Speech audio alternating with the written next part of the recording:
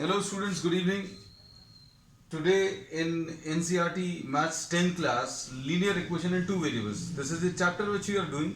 We have completed it and now we'll be doing some very good questions. है ना? आज सबसे पहला जो क्वेश्चन ले रहे हैं statement I'll be reading out. है ना? You can see the statement of the problem in the description box below, or you can just listen to the statement of the problem. है ना? अब इसमें प्रॉब्लम में क्या दिया हुआ है? First question, the age of a father is equal to the sum of the age of his 5 children. है ना? age of the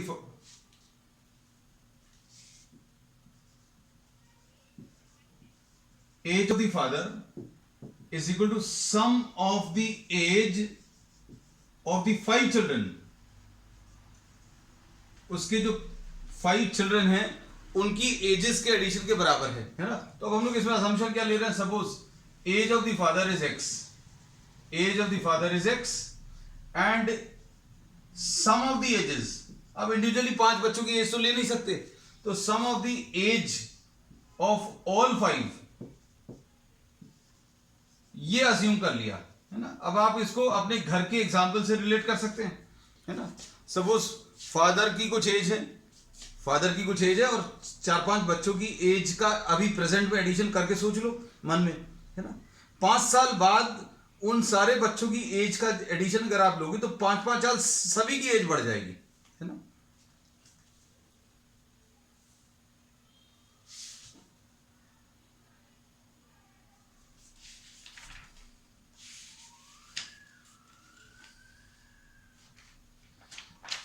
चलो इस क्वेश्चन को करते हैं बेटा. अभी हम तो इसमें अभी हम लोगों ने ये बोला कि sum of the suppose age of the father is x and sum of the age of the 5 children is y. तो इसमें प्रॉब्लम में दिया है that age of the father is equal to, problem में दिया हुआ है age of the father is equal to sum of the age of the 5 children, मतलब x is equal to y दिया हुआ है ना? X is equal to Y, this is given. अब इसके बाद क्या दिया? After 15 years, what happens? After 15 years,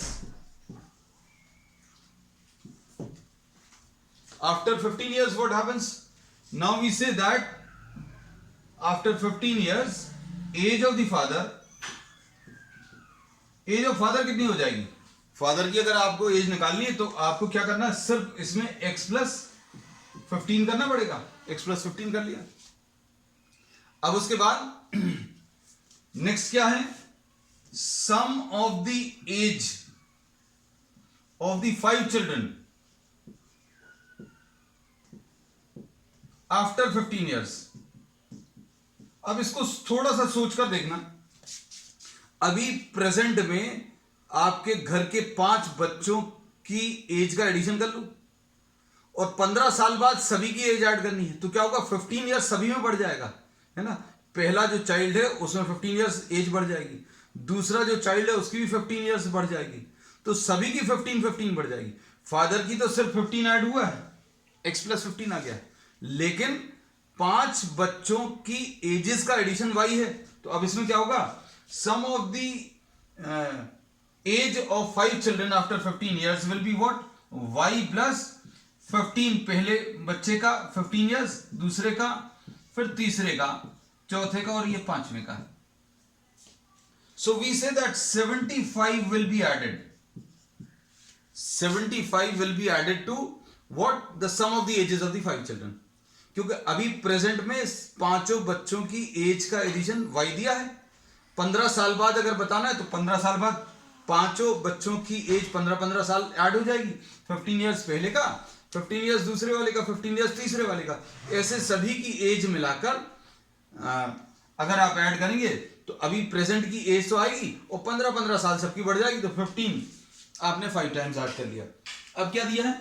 after 15 years the sum of the ages, अब sum of the ages of the children ऐसा दिया है प्रॉब्लम में. Sum of the ages of the children will become, some of the ages of the children will become twice the age of the father. है ना, twice the age of the father. अब ये इसमें twice the age of the father क्यों हो गया, क्योंकि 5 बच्चों में 15-15 साल ऐड हुए, है ना। तो बच्चों की एज का जो एडिशन है अभी प्रेजेंट में y है, तो 15 साल बाद एक बच्चे की एज 15 साल ऐड हुई, 2 बच्चों की 15 और 15 30 ईयर्स ऐड हो जाएगी। 3 बच्चों की अगर ऐड करनी है तो 15 उसकी, 15 दूसरे वाले की और 15 तीसरे वाले की, 45 ऐड हो जाएगी। ऐसे 75 ऐड हो गई। तो sum of the ages of the 5 children will be y plus 75 and this will be equal to twice of x plus 75। ठीक है, तो अब इसको सिंप्लीफाई कर लो बेटा। सिंप्लीफाई करने में क्या मिलेगा, what do we get finally is y plus 75 will be equal to 2x plus 150। अगर आप इसके ब्रैकेट्स ओपन कर लें तो ऐसा कुछ आने वाला है ना। अब इसमें क्या आएगा, y plus 75 will be equal to values रख लो। वैल्यूज किसकी अभी हम लोग रखें, y की जगह x रख लें, तो x और y इक्वल है, क्योंकि x plus 75 is equal to 2x plus 150, ऐसा कुछ आएगा, है ना। तो कितना आ जाएगा, सिंप्लीफाई कर लो बेटा। 2x y plus 75 will be equal to age of sum of the ages 2x plus 150। Question में ऐसे ही दिया है ना, ठीक।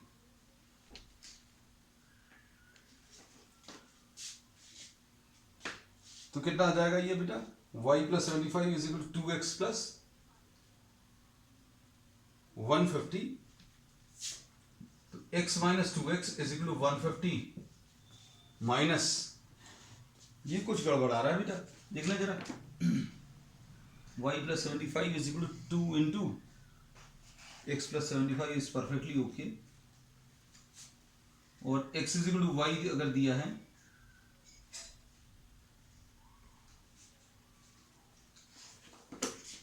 अच्छा ये हो गया बेटा, 2 into x plus 15 आएगा, ये इधर गलत ले लिया था।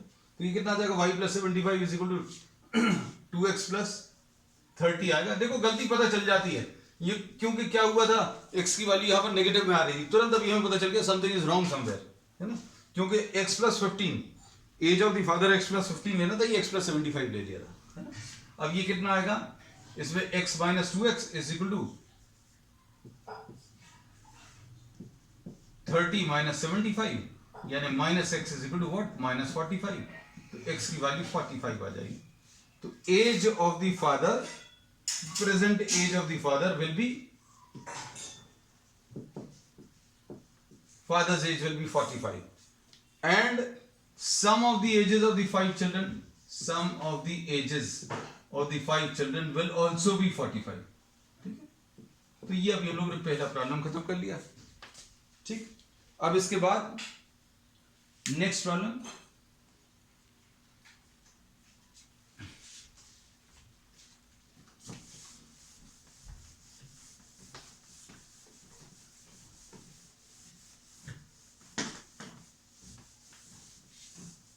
नेक्स्ट सेकेंड क्वेश्चन आज का, ये बहुत बहुत इंपॉर्टेंट क्वेश्चन है ना। ये देखो, a into x minus y plus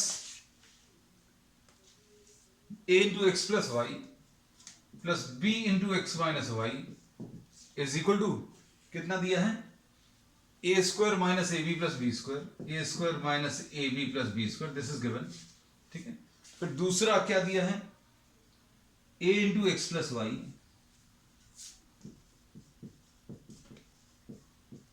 plus या minus b into x minus y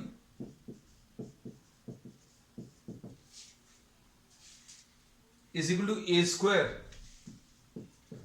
plus A B and plus b square। This is a very good question. There are two different approaches which are possible। इसको दो अलग अलग तरीके से कर सकते हैं, है ना। अगर आप इन दोनों इक्वेशंस को ऐड कर दो तो क्या होगा, x प्लस वाई की वैल्यू मिल जाएगी। ध्यान से देखना बेटा इसको, अगर आप इन दोनों इक्वेशंस को ऐड कर दोगे तो ये कैंसिल हो जाएगा, x प्लस वाई इससे मिल जाएगा। दोनों इक्वेशंस को अगर सब्ट्रैक्ट कर दोगे तो x माइनस वाई मिल जाएगा। एक अप्रोच ये है, और x प्लस वाई मिलना और x माइनस वाई मिलना ये बहुत अच्छी चीज है।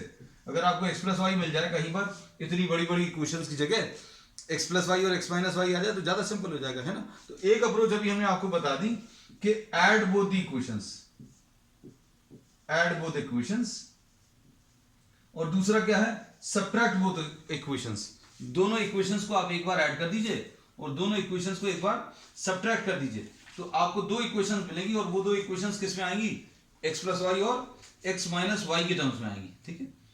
अब दूसरा तरीका क्या है, अब दूसरा तरीका यह है कि आप इनके टर्म्स को रीअरेंज कर लें, है ना। ये देखो वो जो दूसरा तरीका है ये थोड़ा सा मुश्किल है, लेकिन अभी हम आपको बता दे रहे हैं। ax plus A Y plus B X minus B Y is equal to A square minus A B plus B square. क्या किया, अभी हम लोगों ने ब्रैकेट्स ओपन कर दिए, ध्यान से देखना बेटा। ax plus A Y plus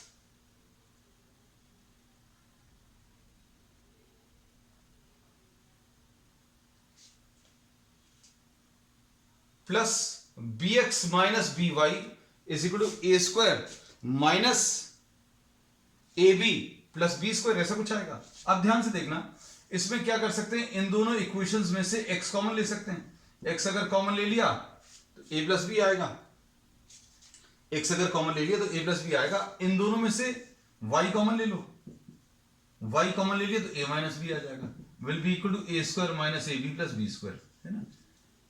तो फर्स्ट इक्वेशन को क्या किया अभी हम लोगों ने, थोड़ा सा रीअरेंज करके लिख लिया है ना। अब इसके बाद नेक्स्ट वाले में इसमें देखो, इसको अभी हम लोग, अब इसको फर्स्ट लिखा था, इसको सेकंड लिखा था, अब हम लोग क्या कर रहे हैं, इसको थर्ड इक्वेशन नाम दे दे रहे हैं, ठीक है। अब इसको अगर ब्रैकेट्स ओपन करें तो कितना आएगा, ax प्लस ए वाई, ठीक, फिर इसके बाद minus B X plus B Y is equal to A square plus A B plus B square, ऐसा कुछ आएगा। अब इसमें से x अगर कॉमन ले लें तो क्या आएगा, x into A minus B plus y into A plus B will be equal to A square plus A B plus B square. ये आ गई दूसरी इक्वेशन, है ना। तो आपके पास दो इक्वेशंस आ गई। कुल मिलाकर आपको दो इक्वेशन सॉल्व करनी है, तो आपको जो पार्ट इजी लगे वो पार्ट अभी आप सॉल्व कर सकते हो। जैसा भी हमने इसमें बोला, अगर आप इन दोनों इक्वेशंस को देखो तो ये सॉल्व करने में थोड़ी सी मुश्किल है। कैसी मुश्किल है बेटा, क्या चीज मुश्किल है इसमें, सोच कर देखो। आपको क्या करना पड़ेगा, इसमें इस इक्वेशन को a माइनस बी से मल्टीप्लाई करना पड़ेगा और इस वाली इक्वेशन को किससे, a प्लस बी से मल्टीप्लाई करना पड़ेगा, ठीक है। And in most of the books this type of approach is given, है ना। तो अभी आप इसको कर लेना। हम दूसरी एक और अप्रोच ले लेना जो ज्यादा सिंपल है। दोनों मेथड डिस्कस करने थे, एक डिस्कस कर लिया, दूसरा वाला और डिस्कस कर लेना। देखो ध्यान से, अब देखो दूसरी अप्रोच क्या है कि आप इन दोनों इक्वेशंस को अच्छे देखना बेटा, एक बार ऐड कर लो। अगर दोनों इक्वेशंस को आपने ऐड किया तो कितना आएगा बेटा, दोनों इक्वेशंस को अगर आप ऐड करोगे तो ये कैंसिल हो जाएगा बेटा, और ये कितना मिलेगा, 2a into x plus Y. अच्छे देखना, 2a into x plus Y will be equal to, ये दोनों को ऐड करने पर क्या आएगा, माइनस ए बी और प्लस ए बी कैंसिल होगा, और इधर कितना मिलेगा, 2a square plus 2b square. ऐसा कुछ आ गया। अब कैसा आएगा, 2 से डिवाइड कर दो तो ax प्लस ए वाई या a into x plus Y is equal to A square plus B square. इतनी सिंपल इक्वेशन अभी हम लोगों को तीसरी वाली मिल गई, है ना। अब एक और चीज क्या कर सकते हैं, ये क्या लिख दे रहे हैं अभी हम यहां पर क्लियर लिख दे रहे हैं, that adding the two equations, एक इक्वेशन ही आ गई। सब्ट्रैक्टिंग द टू इक्वेशंस, दोनों इक्वेशंस को अगर सब्ट्रैक्ट करो तो कितना आएगा बेटा, अगर आप सब्ट्रैक्ट करोगे तो ये इधर सब्ट्रैक्ट हो जाएगा, इधर ये प्लस हो जाएगा। ये बेटा अभी हम कैंसिल जो किया था ये हटा दे रहे हैं, क्योंकि अभी हम बार बार कॉपी नहीं करेंगे, है ना बेटा।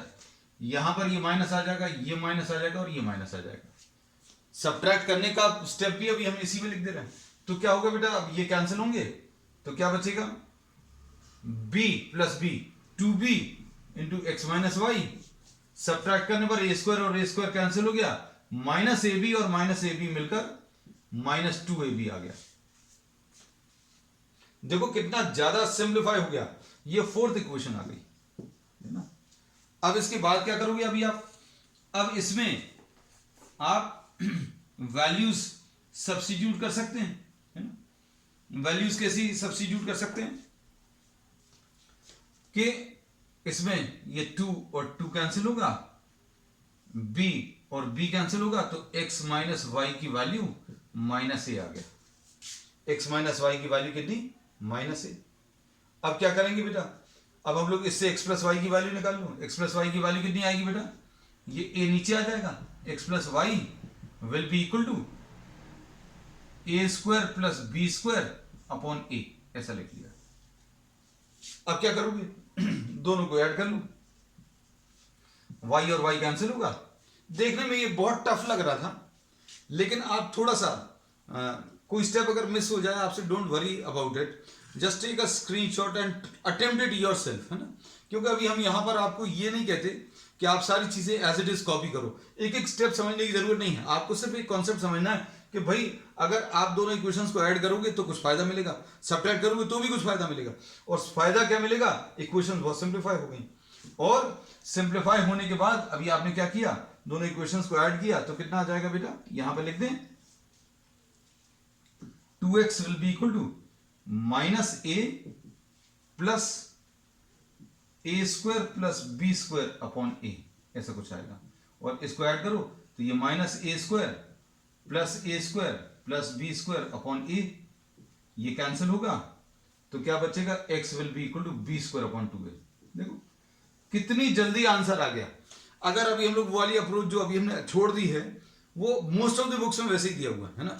अगर आप उससे करोगे ना, it will take nearly half an hour to solve the equations. अब x की वैल्यू आने के बाद y की वैल्यू निकाल लो। किससे निकाल लो बेटा, इससे निकाल लो। किससे, x minus y is equal to minus a. इसमें x की value b square upon a रख दिया, बी स्क्वायर अपॉन 2a है बेटा, है ना, कुछ गलत नहीं हो जाए, plus a is equal to Y, Y को इधर ले आए, a को इधर ले आए, और x की वैल्यू रख ली, तो कितना आ जाएगा, B square plus 2a square upon 2a is equal to Y. तो ये y की वैल्यू आ गई, है ना। तो देख लो बेटा ऐसी कुछ है, just see whether you are getting these answers और नॉट। बिल्कुल सही, ये ऐसे कुछ आ रहा है ना। तो दो अप्रोच इसमें हमने बताई, आपको जो अप्रोच अच्छी लगे वो फॉलो करना। और हमारी सलाह ये है कि just try to follow the easy one. Easy one जो है, इजी ये वाला मेथड, तो ये अभी हम लोग डिस्कस कर लिया है ना। अब इसके बाद अब हम नेक्स्ट प्रॉब्लम जो ले रहे हैं, ये भी एक ट्रिकी क्वेश्चन है। This we have discussed in earlier classes also, but still.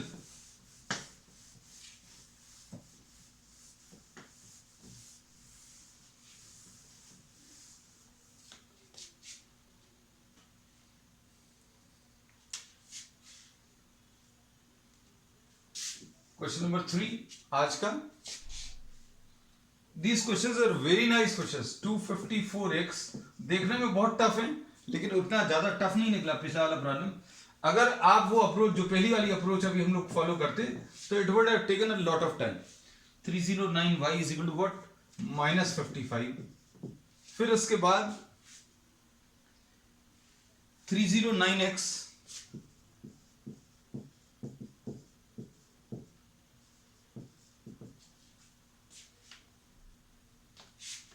Is equal to +55, है ना। तो इस टाइप के प्रॉब्लम्स में अगर आप normal method, normal elimination method अगर आप अप्लाई करेंगे, it will take lot of time, है ना। क्या करना पड़ेगा आपको, 309 से मल्टीप्लाई करना है और यहां पर 254। So will not be following this method. और अभी हमने इसमें ये बताया, this is a tricky question, if you have done it earlier then only you will be able to attempt, है ना। क्या कि अगर दो इक्वेशंस बनी हुई हैं और दोनों इक्वेशंस में पहली इक्वेशन के x और y के कोएफिशिएंट्स को इंटरचेंज करके अगर आपने दूसरी बनाई, मतलब y के साथ 309 है, x के साथ 254 है, बदल दिया 309x और 254y। अगर ऐसा कुछ है तो the best way of solving this is add all these equations. अगर आप ऐड करोगे तो क्या मिलेगा, ये 9 and 4 13 और ये 6 आ जाएगा और ये 5 आ जाएगा, 563x एंड इधर पर कितना आ जाएगा, ये भी सेम आएगा, इज इक्वल टू 0। 563 से डिवाइड कर लो तो x plus Y is equal to 0, ऐसा कुछ आ गया। So this is the third equation. अगर इसको आपने फर्स्ट और इसको सेकंड बोला तो आप देखो दो प्रॉब्लम्स लगातार ऐसे मिल गए हैं जिसमें आपने इक्वेशंस को एक बार ऐड किया और एक बार सब्ट्रैक्ट किया। अब सब्ट्रैक्ट अगर करेंगे तो क्या आएगा, 254 माइनस 309, 309 माइनस 254 अलग से कर ले रहे हैं, 9 माइनस 4 5 आएगा और 10 में से 5 गया 5 आएगा, है ना, और ये 55 आया तो ये माइनस 55x सब्ट्रैक्ट करने पर, और ये कितना आएगा plus 55y is equal to कितना माइनस 110।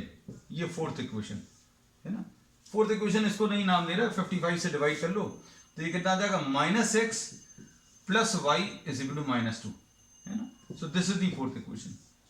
अब इसको सिंप्लीफाई कर लो। कैसे सिंप्लीफाई करोगे, आप दोनों इक्वेशंस को लिख लो फिर से, कौन सी, x plus Y is equal to 0 और minus X plus Y is equal to minus 2, है ना। अगर कहीं पर कुछ गड़बड़ भी हो जाए, हम बार बार हर एक वीडियो में यही बोलते हैं कि that if I am committing a mistake just try to get the concept of it, है ना। कई बार ऐसा होता है क्लास में चलते चलते कहीं पर कुछ गलत हो जाता है। Our intention is not to teach anything wrong but to teach the concepts, है ना। But somehow if by mistake कुछ नंबर इधर उधर हो जाए तो अभी आप उसको ठीक कर लेना कॉन्सेप्ट समझ कर, है ना। दोनों को अगर आप ऐड करोगे तो कितना आ जाएगा बेटा, ये 2y will be equal to what, 2y will be equal to minus 2 and y will be equal to minus 2 upon 2 which will be what minus 1। y की वैल्यू माइनस 1 अगर आप इसमें रख दोगे तो x की वैल्यू कितनी प्लस 1 मिल जाएगा, है ना। So this is it. अब इसके बाद next question,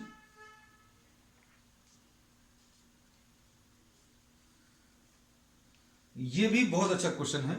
I just read the statement of the problem, this is very good question.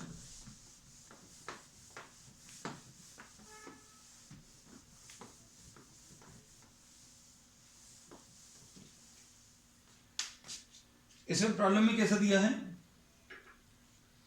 कि 2 कैंडल्स ऑफ इक्वल हाइट, यहां पर 2 candles of what equal height, 2 candles are given of equal height, ठीक है। suppose height of each is x, हम लोग अब solve भी करते जा रहे हैं, height of each is suppose x, है ना। अब इसमें क्या दिया हुआ है प्रॉब्लम में, but different thickness are lighted, मतलब हाइट तो सेम है लेकिन थिकनेस अलग अलग है, एक पतली है एक थोड़ी सी थिक है ना। अब इसमें इन्होंने क्या बोला, the first burns off in 6 hours, 6 hours first candle burn out हो गई और 8 आवर्स में the second candle gets burn out, ऐसा दिया। 6 घंटे में पूरी खत्म होती है पहली वाली और 8 घंटे में दूसरी वाली, है ना। अब इसके बाद क्या बोला, how long after lighting the both will the first candle be half the height of the second, है ना। कुछ अजीब सा दिया हुआ है। अब इसमें प्रॉब्लम में इसको समझकर देखना, इसमें क्या दिया हुआ है। इसमें इन्होंने कहा है दैट देयर आर 2 कैंडल्स, है ना,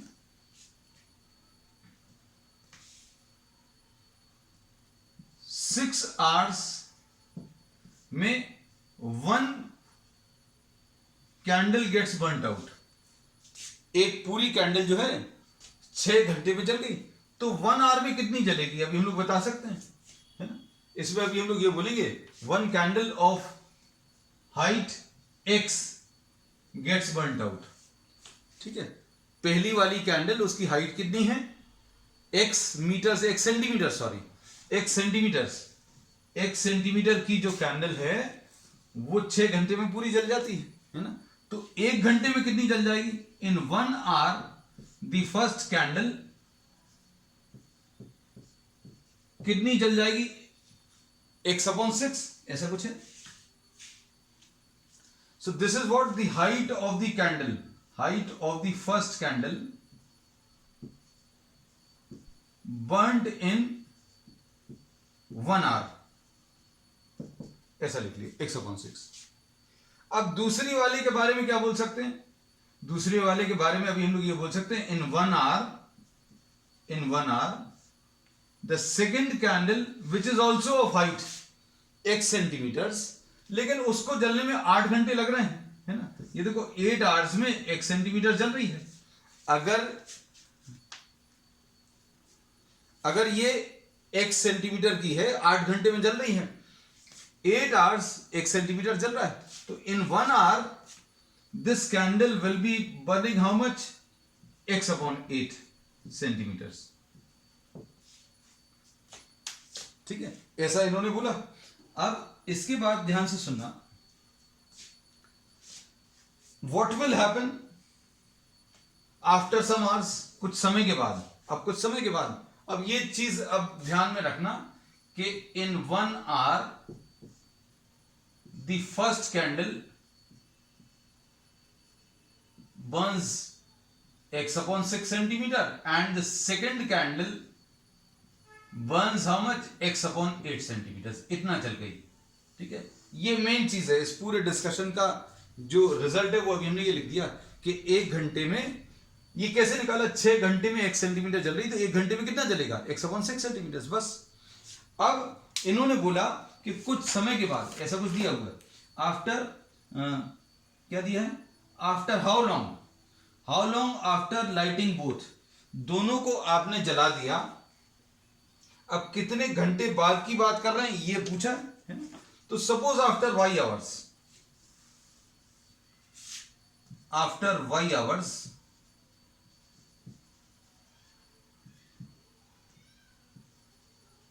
द कैंडल्स बर्न्ड, कितनी जल जाएंगी? फर्स्ट कैंडल कितनी जल जाएगी बेटा, देखो जरा। और सेकंड कैंडल कितनी जल जाएगी वो देखकर बताओ। फर्स्ट कैंडल कितनी? 1 घंटे में x/6 जल रही है, तो ये xy/6 जलेगी। 1 घंटे में x/6, लेकिन कितने घंटे? y hours. तो 1 घंटे में अगर x/6 जल रही है तो y आवर्स में कितनी जलेगी आपको y से मल्टीप्लाई करना है। जैसे सपोज फॉर एग्जांपल 1 घंटे में 2 सेंटीमीटर जल रही है ना। तो 2 घंटे में कितनी जलेगी? तो 1 घंटे की वैल्यू मालूम है, 2 घंटे की निकाल लो। 3 घंटे की निकालनी तो 3 से मल्टीप्लाई कर लो। तो 1 घंटे की जो भी वैल्यू मालूम है और कितने घंटे बाद का पूछा है y, तो x/6 को y से मल्टीप्लाई कर लो। ऐसे ही अब सेकंड कैंडल का कितना आ जाएगा भाई? x/8 into y। ठीक है, अब देखो क्या स्टेटमेंट लिख रहे हैं, देखना अच्छे से। बचेगी कितनी? दोनों x की थी, दोनों की लेंथ कितनी थी? x। अब हाइट रिमेनिंग मतलब अनबर्न्ड, जो अभी बच गई है ना, अनबर्न्ड कितना बचेगा? फर्स्ट कैंडल का और सेकंड कैंडल का। भाई कितना था? x था, और कितना जल गया वो माइनस कर दो, बचा हुआ पता चल जाएगा। जैसे ये इतनी हाइट की थी, 1 घंटे में इतनी जल गई, तो बची हुई कितनी है? पूरे में से जला हुआ अमाउंट माइनस कर दो। तो पूरी हाइट कितनी थी? x थी, इसमें से कितनी जल गई वो माइनस कर दो। सेकेंड कैंडल की कितनी आ जाएगी? x, क्योंकि दोनों कैंडल्स x हाइट की थी, ये याद रखना, -xy/8।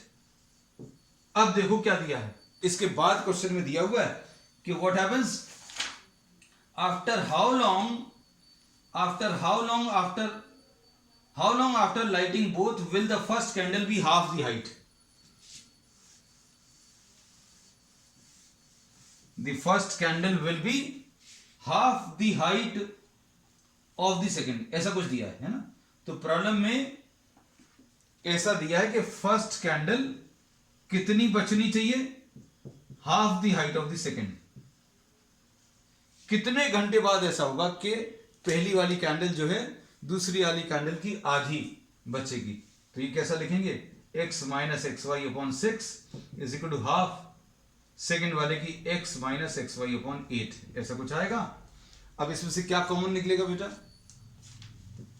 x कॉमन निकलेगा, 1 minus y upon 6 is equal to half, इधर भी x कॉमन ले लें, 1 माइनस वाई अपॉन 8, ऐसा कुछ आएगा। x और x कैंसिल होगा, है ना। अब क्या होगा, क्या कर सकते हैं, 6 माइनस वाई एलसीएम अगर लें, 6 minus y upon 6 is equal to 8 minus y, 8 minus y upon 2 into 8, ऐसा कुछ आएगा। ये 2 3 सा, ठीक है। अब ब्रैकेट्स ओपन करके क्रॉस मल्टीप्लाई करके सॉल्व कर लो, है? तो कितना आएगा बेटा, ये 8 into 6 minus y is equal to 3 into 8 minus y, ऐसा कुछ आएगा, है ना। तो कितना आएगा, ये 48 minus 8 y is equal to 24 minus 3 y, है ना। This is what we get finally. कितना मिलेगा फिर, ये 48 minus 24 is equal to 8 y minus 3 y. कितना आ जाएगा, 24 will be equal to 5 y, है ना। अब कितना मिलेगा, y will be equal to 24 divided by 5, तो ये कितना आएगा, 5 4 जा 20, 4 बचेगा तो 4.8 आवर्स। 4.8 आवर्स अगर मिनट्स में भी बताना है तो क्या करोगे, 4 आवर्स और 0.8 को अगर आप 60 से मल्टीप्लाई करो तो 6 8 जा 48 मिनट्स, ऐसा कुछ आएगा, है ना। तो क्वेश्चन में क्या दिया हुआ था, अभी हम फिर से रिपीट कर दें बेटा। क्वेश्चन में ऐसा दिया हुआ था कि देयर इज अ कैंडल, एक कैंडल है, दो कैंडल्स हैं सेम हाइट की हैं, एक 6 घंटे में कंप्लीटली खत्म हो रही है और एक 8 घंटे में। अगर 6 घंटे में एक कैंडल खत्म हो रही है 1 सेंटीमीटर की, तो 1 घंटे में x/6 जलेगी, है ना। फिर दूसरी वाली कैंडल x/8 जलेगी क्योंकि दूसरे को 8 घंटे लगे, है ना। अब कितने घंटे बाद का पूछा है, तो y आवर्स अभी हम लोगों ने एज्यूम कर लिए, y आवर्स में कितना जल जाएगा, 1 घंटे में x/6 अगर जल रहा है तो y घंटे बाद इतना जल जाएगा। दूसरी वाली कैंडल इतनी जल जाएगी, कितनी बचेगी कैसे निकालोगे, x में से ये माइनस कर दो और दूसरी वाली कितनी बचेगी, x में से ये माइनस कर दो, और दोनों के बीच में रिलेशन दिया है, ठीक है। अब try to sum up the results, ठीक है। अब इसके बाद नेक्स्ट क्वेश्चन एक और देख लो,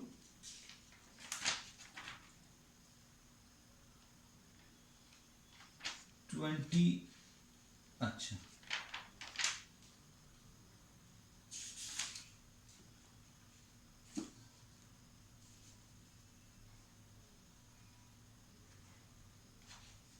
अब इसमें नेक्स्ट क्वेश्चन जो है, the largest of, next question लिख ले रहे हैं,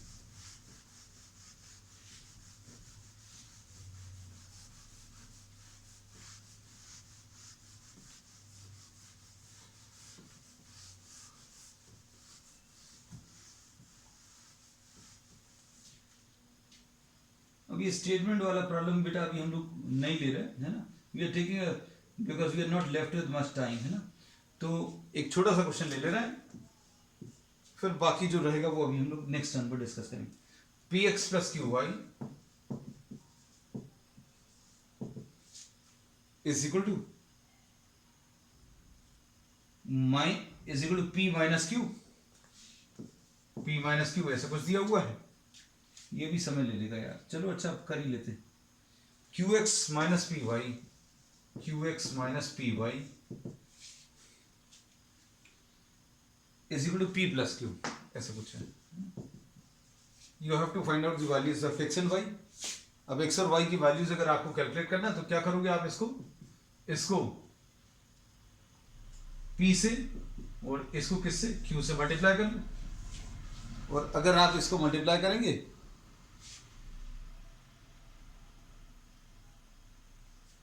तो क्या मिलेगा बेटा, पी स्क्वायर एक्स